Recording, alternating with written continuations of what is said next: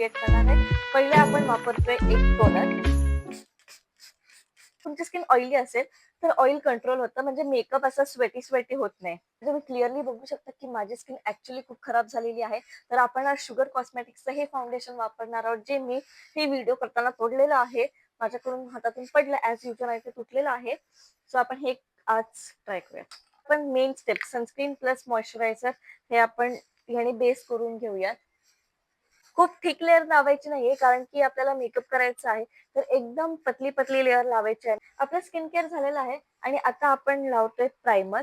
हे Swiss ब्युटीचं primer आहे, जे की ग्लिटरी आहे आणि तुम्हाला इन्स्टंट ग्लिटर फिनिश देतं तुमच्या स्किनवरती. तुम्ही ऍक्च्युली डिफरन्स बघू शकता.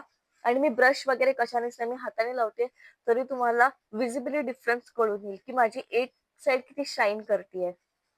सी, या गालाची शाईन बघा आणि इथे बघा, क्लिअर डिफरन्स आहे. आता तुटलेलं फाउंडेशन कसं लावायचं हे पण मी तुम्हाला आज शिकवणार आहे या व्हिडिओमध्ये. हा लुक मी माझ्या फ्रेंडच्या वेडिंगला केला होता.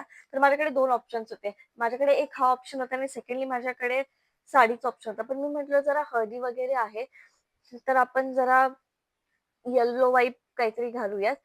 त्यामुळे मी ही साडी घातली, ती त्याच्यावरती रील केली आणि तुमच्या सगळ्यांचं खूप प्रेम त्या रील वरती भेटलं. तुम्ही क्लिअरली डिफरन्स बघू शकता. अजून मी पूर्ण मर्ज नाही केला आहे, बट इकडे बघा आणि इकडे कव्हरेज बघा. एकदम अशी इव्हन स्किन दिसते माझी दोन्ही साईडची.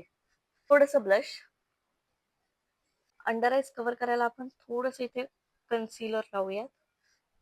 आणि finally I have this Swiss Beauty blush palette. ह्याने थोडस आपण अजून आपला ब्लश एनहान्स करूयात.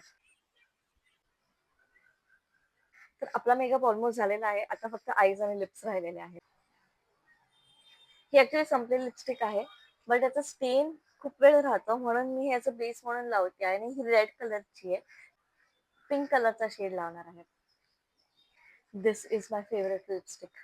तर ते असं खूप पिंक मध्ये पण नाही मोडत आणि खूप असं रेड पण नाही वाटत आहे. न्यूट्रल जातोय तो जरा.